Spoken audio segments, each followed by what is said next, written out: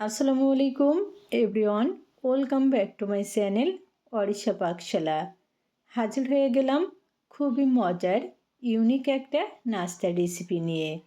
ঘরে থাকা উপকরণ দিয়েই আজকে এই মজার নাস্তাটা তৈরি করে নিয়েছি।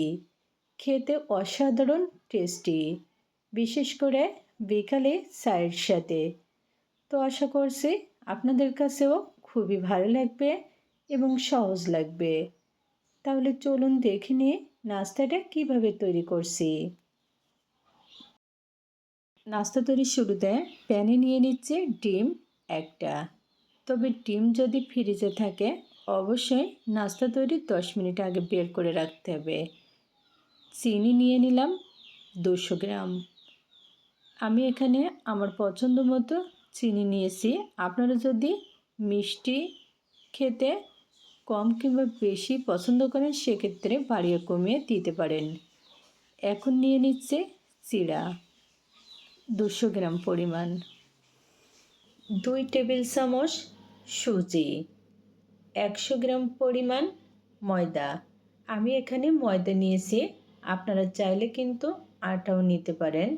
হাফ কাপ পরিমাণ নারকেল কুড়ানো, 1 টেবিল চামচ গুঁড়ো দুধ, স্বাদ মতো লবণ, 1 চিমটে এলাচ গুঁড়ো।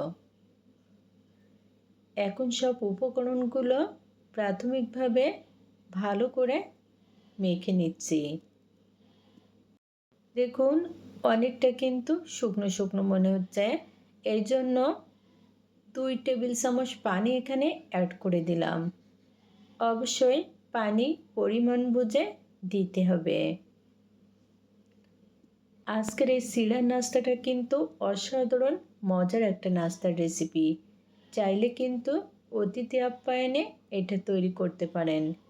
দেখুন খুবই ভালো করে মাখিয়ে নেওয়া হয়ে গেছে। এটা কিন্তু রেস্টে রাখার কোনো দরকার নেই।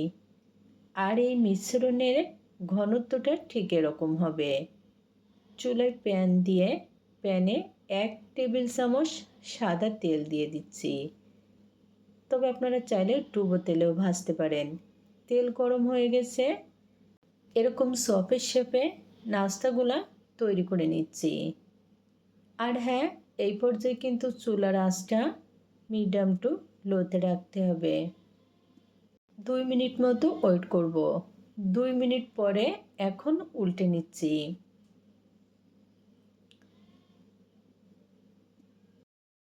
দুই থেকে তিনবার উল্টে পাল্টে এভাবে নাস্তাগুলা ভেজে নিতে হবে।